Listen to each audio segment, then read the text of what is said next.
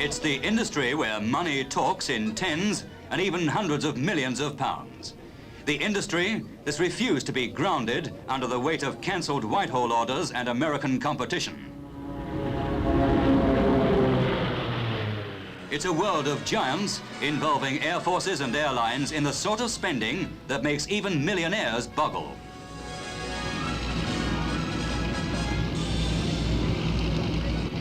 And it has a glamour and excitement all of its own.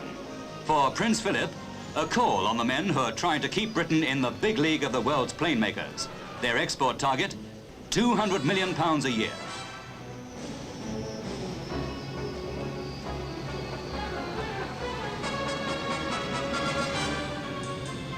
It may be an industry for giants, but there's still room for newcomers. These islanders are made by a small Isle of Wight firm.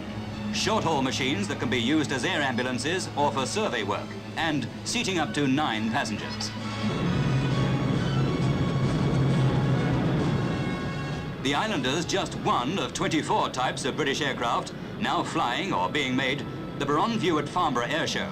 From this all-purpose light transport, the Skyvan, with orders from 5 airlines. And this short to medium-range 62-seater, the 748, a direct descendant in a line of planes coming from the first of Britain's plane makers, AV Row.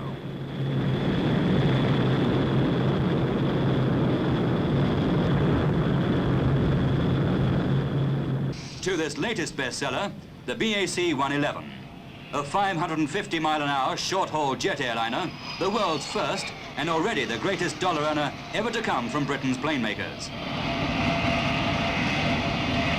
And now, the plane that soared among the bestsellers with more than 110 ordered, many for the United States and Canada, the HS-125. Built to jet businessmen around the world, it cruises at 500 miles an hour, seats 8 passengers, and has a range of more than 1,800 miles. It's easily converted into a navigational trainer.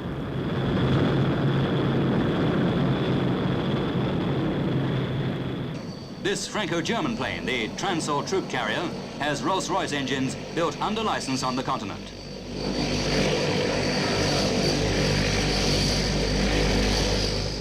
The Lightning, Britain's supersonic fighter, with a performance that's mainly on the secret list. It's in squadron service with the Royal Air Force and has netted the biggest ever single export order from Saudi Arabia, £70 million worth.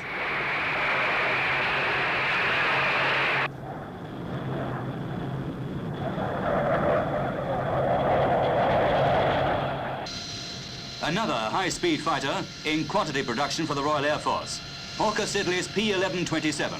In level flight, just another modern warplane.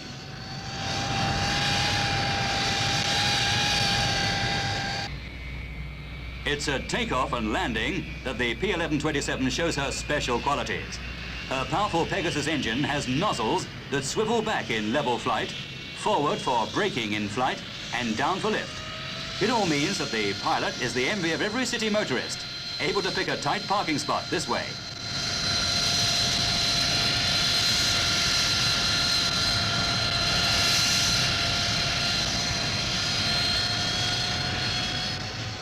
As the big jets progressively make the world smaller, so the aero engine makers of Britain have come on their busiest times. Of Rolls-Royce's 50,000 workpeople, nearly 40,000 are on aero engines, and aviation sales account for close on 90% of the firm's profits.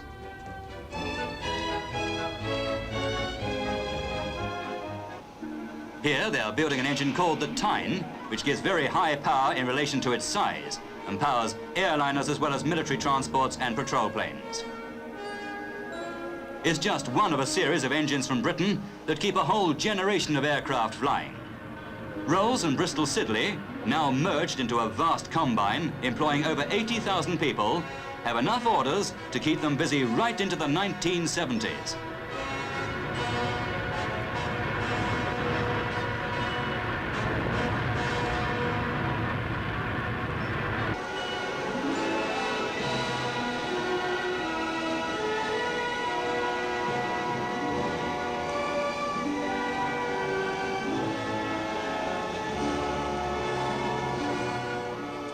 Here's a Conway, the most powerful jet engine in service with any airline, the engine that powers the VC-10.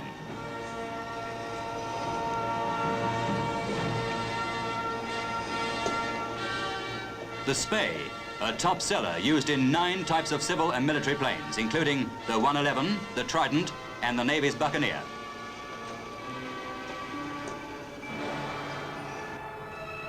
The new Phantom Spey, a supersonic Air Force version in production for the American strike fighters ordered for the Royal Navy and the RAF, is designed to push the Phantom fighter to well beyond twice the speed of sound.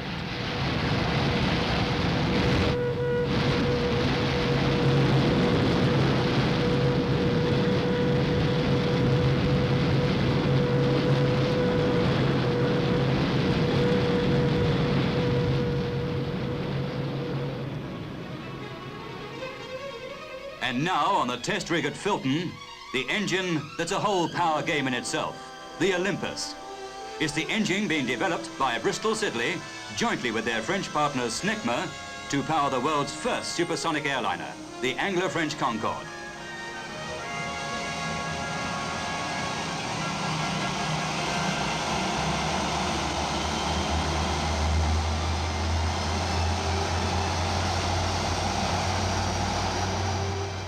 Four of these Olympus jets, set in pairs under the wings, will push Concorde to a cruising speed of around 1,450 miles an hour.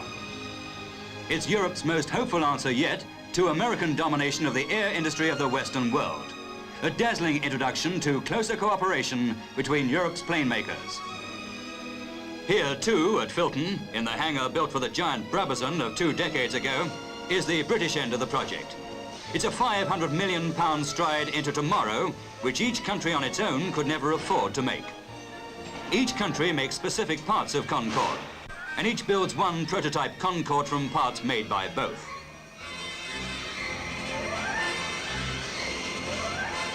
This is prototype 2, due for its maiden flight from Filton in 1968.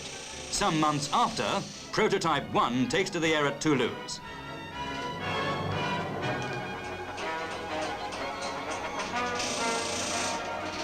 There's no duplication of jigs, so the tail fins for both British and French Concordes are made here.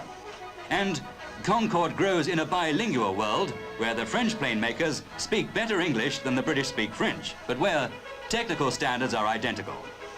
Both British and French aluminium goes into the airframe, which must stand up to the high temperatures created when Concorde reaches her supersonic cruising speed.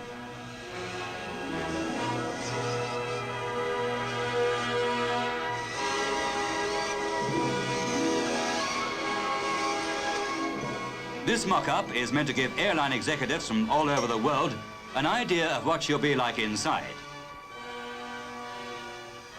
And if this were the real thing, her 140 passengers would soon be climbing up to 12 miles high on the way to Rio or New York in half the time it takes the fastest of today's jetliners.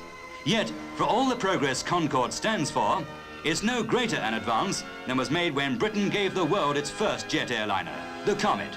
Still in service, and perhaps even now, the most beautiful plane in the sky.